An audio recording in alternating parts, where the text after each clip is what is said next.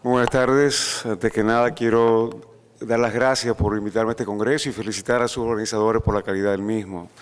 Vamos a cambiar un poquito de dirección. Vamos a pasar de arritmias a hipertensión refractaria, que realmente tiene mucho que ver una con la otra, y vamos a ver cómo estamos aplicando técnicas que son similares en realidad cuando hablamos de radiofrecuencia. Pues vamos a hablar un poquito de cuál es el problema que vamos a tratar en el día de hoy. Vamos a hablar de la hipertensión arterial. Esta mañana se tocó bastante amplio la problemática de la incidencia y prevalencia de la hipertensión, pero hay algunas cosas que tenemos que recalcar, y es que tenemos un problema ante nosotros que tenemos que reconocer cómo tratarlo y reconocer las implicaciones que tiene. Para 2025, 1 de cada 3 personas tendrá hipertensión arterial. Y esto es consecuencia de varios factores. Entre ellos tenemos una población que va envejeciendo, y hablamos esta mañana de cómo a medida que vamos avanzando en edad, ya cuando hablamos de pacientes por encima de 65 años, vemos que la prevalencia de la hipertensión casi está en un 60%. Por encima de los 70 años, esa prevalencia anda alrededor de un 80% en hombres. Es decir, que realmente una población envejeciente, una mayor tasa de obesidad, es lo que hace que vamos a estar enfrentando a una epidemia realmente a nivel mundial. Recordarles que la hipertensión tiene implicaciones muy serias en lo que es la principal causa de mortalidad a nivel mundial, como son los accidentes cerebrovasculares y los infartos del miocardio. Tenemos que un 77% de los pacientes que sufren un primer episodio de accidente cerebrovascular son hipertensos, y un 69% de los pacientes con infarto del miocardio también lo son. Así que realmente está implicado, como dije antes, con la principal causa de mortalidad. ¿Okay? Pues bien, si mezclamos la hipertensión con otros factores de riesgo, podemos ver que hay un aumento exponencial en el efecto adverso, es decir, la mortalidad cardiovascular. Si tenemos hipertensión arterial con colesterol, con cigarrillo, con diabetes y obviamente la presencia de hipertrofia concéntrica, todos son factores que influyen en estos eventos adversos. Pero el problema es que aún en los estudios que son paradigmas en el tratamiento de la hipertensión, el control de los pacientes no se obtiene realmente como quisiéramos. Fíjense cómo estudios como el LIFE, el ALL-HAT, el CONVINCE, la incidencia de un buen control de hipertensión era aproximadamente un 60%. Así que aún en centros de excelencia, donde existe un seguimiento adecuado, porque para participar en estos estudios, esas son condiciones sine qua non, realmente no existe un buen control. Si vemos estudios en las comunidades, definitivamente el control es mucho menor. Así que tenemos una condición muy prevalente, con graves implicaciones en cuanto al pronóstico del paciente, que no estamos logrando un buen control. Ahora vamos a hablar en la mañana de hoy de qué está surgiendo de manera innovadora en el control de esa hipertensión. Y lo primero que tenemos que definir es ¿qué es una hipertensión refractaria? Y la hipertensión refractaria es aquella que, a pesar de 3 medicamentos en dosis máximas tolerables, incluyendo un diurético, no podemos alcanzar una tensión arterial menor a 140/90 en la población general o 130/80 en el paciente diabético. Así que para nosotros eso consideramos como, y esa es la definición básicamente de hipertensión refractaria. Si pensamos, nos damos cuenta que tenemos todos muchos pacientes que caen en esta categoría. Realmente se habla que hasta un 35% de la población hipertensa caería en hipertensión refractaria de acuerdo a esta definición. Obviamente tenemos que excluir otros factores, dietéticos, adherencia al tratamiento, ingesta de alcohol, medicamentos concomitantes, etc. Pero si descartamos todos estos otros factores, entonces hipertensión refractaria vamos a definirla con esto que mencionamos aquí. Pero, ¿qué estamos hablando cuando hablamos de hipertensión? Y la primera pregunta ¿es esta una enfermedad realmente neuroendocrina? Porque si vamos a hablar de denervación, si vamos a hablar de modificación, lo primero que tenemos que saber es si realmente existe una data patofisiológica que avale que esto es una condición neuroendocrina. Y existen evidencias indirectas. Si podemos ver, por ejemplo, pacientes con riñón poliquístico que le hacen denervación por dolor refractario, pacientes que, por ejemplo, tienen insuficiencia renal con hipertensión que son nefrectomizados, vemos que existe realmente control de la presión arterial de manera indirecta en esos pacientes. También hay estudios en animales que claramente han demostrado cómo el cortar los nervios a los riñones produce un mejor control de la hipertensión. Y esta es la razón. Vamos a revisar brevemente lo que es el sistema aferente y eferente que ocurre del sistema nervioso central al sistema renal. Tenemos lo que es el sistema eferente, y este sistema básicamente está encargado de recibir y estimular lo que es el sistema renina-angiotensina-aldosterona. No voy a entrar en detalles en esto, es por ustedes hartamente conocidos. Pero lo que sí también tenemos que reconocer es que, así como el riñón recibe un estímulo del sistema nervioso central, también envía un estímulo al sistema nervioso central, y este estímulo es el responsable de muchos efectos que vemos a nivel sistémico, como son vasoconstricción, aumento de frecuencia cardíaca, exacerbación de apnea de sueño, exacerbación de fallo cardíaco, etc. Así que es un mecanismo de doble vía que existe entre el sistema nervioso central y el sistema renal. Por tanto, esto es un efecto que al final va a llevar a lo mismo, un aumento de la tensión arterial y todas sus consecuencias a nivel del sistema cardiovascular, como son la aterosclerosis, aumento de hipertrofia, arritmias, fallo cardíaco, todas consecuencias reconocidas de una hipertensión pobremente tratada. Así que si podemos cortar este sistema, entonces vamos a tener claramente una reversión de todo este efecto. Vamos a disminuir la vasoconstricción, vamos a tener una remodelación negativa en lo que se refiere al músculo cardíaco, y por ende también tendremos efectos positivos a nivel de la función renal. Vamos a validar un poquito esto. Existen estudios que validan la fisiología de lo que estamos hablando. Y los primeros estudios, hay dos formas de nosotros ver la actividad simpática. Una de ellas es viendo lo que se llama MSNA, que es la actividad simpática a nivel muscular. Esto se puede medir y cuantificar. La otra forma es midiendo lo que es el exceso de norepinefrina en suero. Una vez que la norepinefrina satura los receptores, podemos hacer una medición. Así que son dos formas indirectas de medir la actividad simpática. Si vemos algunos de los estudios, por ejemplo, este primer caso reportado en New England Journal of Medicine en el 2009, lo que se hizo fue someter a un paciente a denervación renal y medir entonces tanto la actividad simpática muscular MSNA y podemos ver cómo a medida que va pasando el tiempo, esta actividad va disminuyendo. De esa misma forma, tenemos una disminución progresiva en los niveles tensionales de este paciente particular. Lo mismo se puede ver cuando medimos los niveles de norepinefrina en ambas venas renales. Podemos ver que a medida que pasa el tiempo, tenemos un efecto de disminución de la norepinefrina, pero también un efecto de disminución significativa en la tensión arterial. Así que estos fueron los primeros estudios tratando de validar la fisiología sobre el efecto de la denervación renal. Aquí podemos ver también otro ejemplo midiendo lo que es la cantidad de norepinefrina, y veamos cómo se traduce en una reducción significativa en los niveles de tensión arterial en estos pacientes a 30 días y 60 días. Sin embargo, esto es un concepto nuevo que está validando un concepto muy antiguo. La simpatectomía realmente es un tratamiento que se hacía en los años 50 como alternativa para la hipertensión arterial.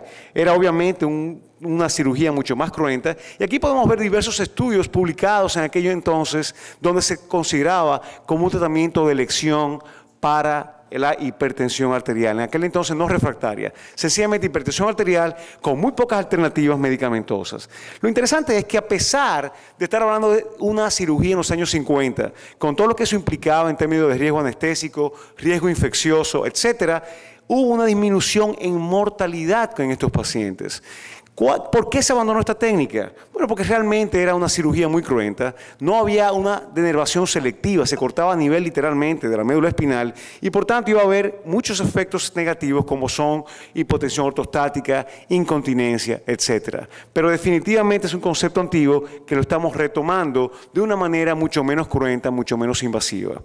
¿De qué estamos hablando cuando hablamos de denervación renal? Estamos hablando de que realmente cuando sacamos el sistema, los nervios que van a ir, tanto el sistema eferente como aferente, ambos se unen a nivel lo que es la media de la arteria renal y van a viajar prácticamente de manera continua hasta llegar al riñón. Interesantemente, estos se encuentran primariamente en la adventicia de la arteria y por tanto la gran mayoría, prácticamente el 70% de estos nervios están muy cerca del lumen, prácticamente a 2.5 milímetros del lumen en esta localización, por lo que cualquier técnica que hagamos podemos afectarlos trabajando de manera intraluminal. Y este es el concepto que estamos hablando cuando hablamos de denervación renal. Es utilizar literalmente un sistema de radiofrecuencia, de ablación por radiofrecuencia, y ir literalmente cortando o interrumpiendo esa conexión en todo el trayecto de la arteria renal. Este sistema que vemos aquí es el sistema Symplicity y hablaremos un poquito más en detalle de él,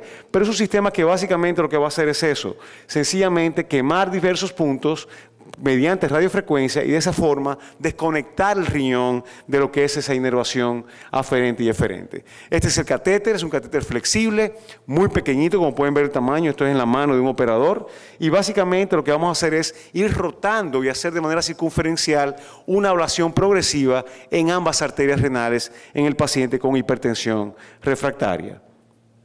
Pero una pregunta que siempre me hacen, y sobre todo los pacientes hacen, dicen, bueno, pero esos nervios están ahí por algo, ¿verdad? O sea, ¿qué pasa cuando me quitan esos nervios? ¿Se va a afectar mi función renal? ¿Se va a afectar de alguna forma mi capacidad para depurar mi creatinina? Y realmente no. Cuando nosotros sacamos un riñón y lo trasplantamos, no nos llevamos los nervios con él. Y sin embargo, ese paciente tiene una función en cuanto a lo que se refiere, su balance hidroelectrolítico completamente normal. Así que se postula que esa inervación realmente no es más que un mecanismo de compensación para situaciones extremas que en el individuo normal sencillamente se sale de control. Así que no hay ningún efecto positivo de quitar, negativo quiero decir, de quitar esos nervios a los riñones.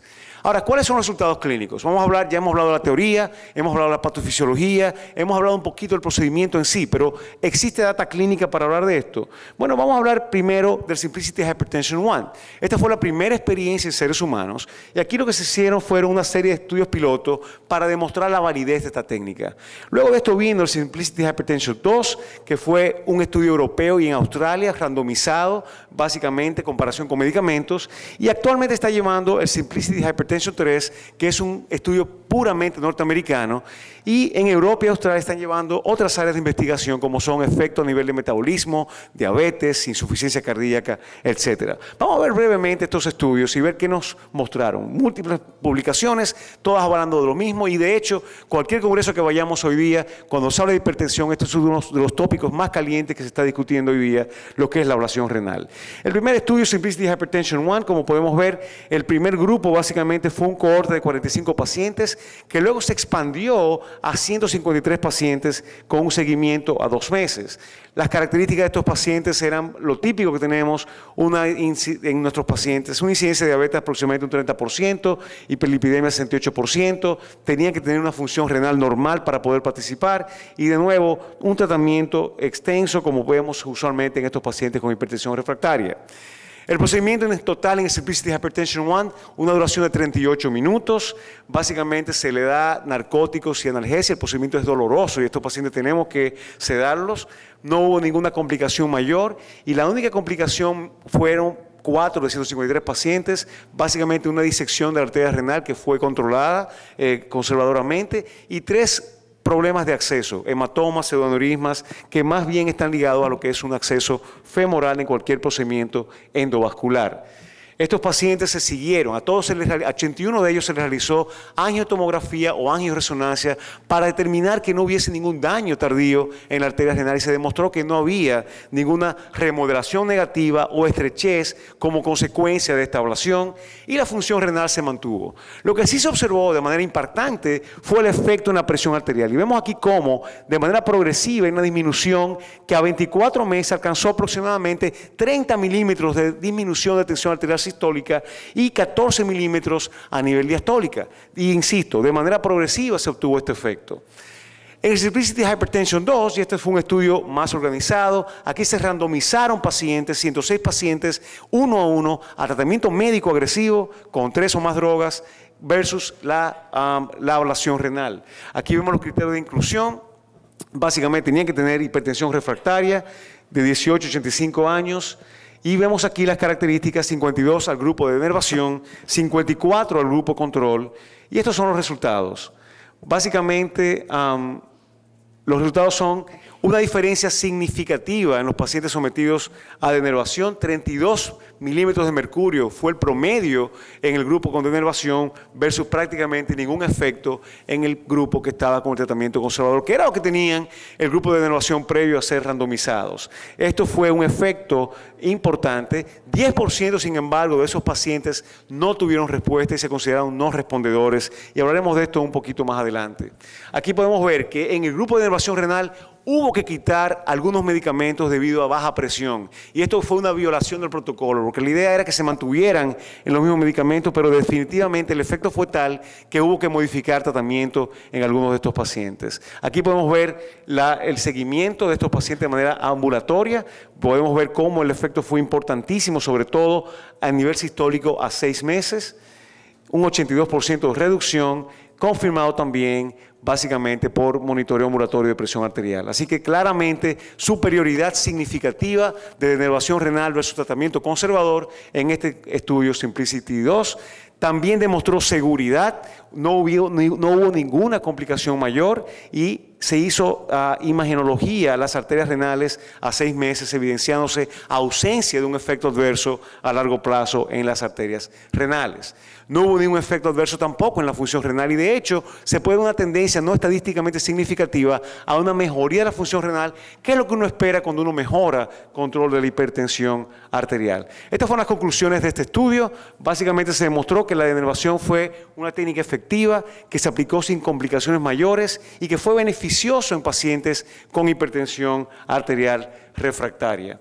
A 3 años todavía vemos un beneficio. Y quizás el punto más importante, lo quiero sacar porque esto fue recientemente presentado en el Congreso Americano de Cardiología, es que a 3 años todos los pacientes respondieron.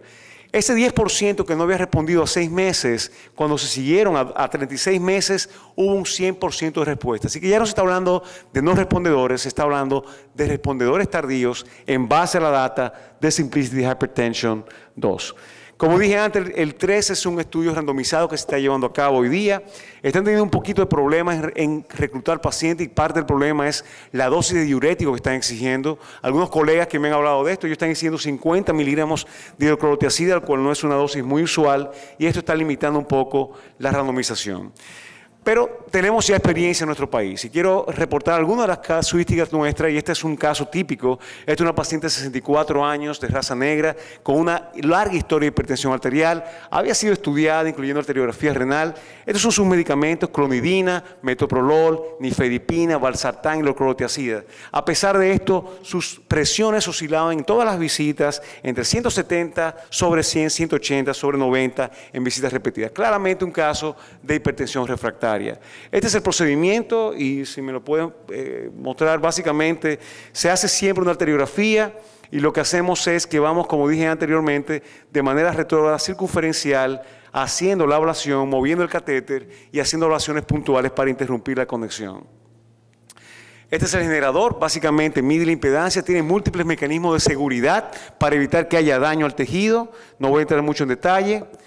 Este es otro sistema que estamos usando, este es el sistema de St. Jude. Fuimos el primer centro en toda América en utilizar este sistema. La diferencia con el otro sistema es que este tiene 4 electrodos y se puede hacer de manera simultánea, lo cual acorta de manera significativa el tiempo de la ablación. Con este sistema hicimos los primeros 3 pacientes el mes pasado.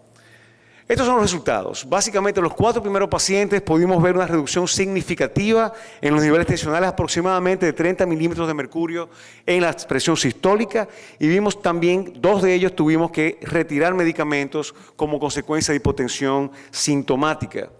Esta es la evolución típica de un paciente de la serie de casos. A 60 días podemos ver cómo el promedio de presión de 180 pasa aproximadamente a 130, en este caso en particular a 60 días. O sea que vemos una respuesta relativamente temprana.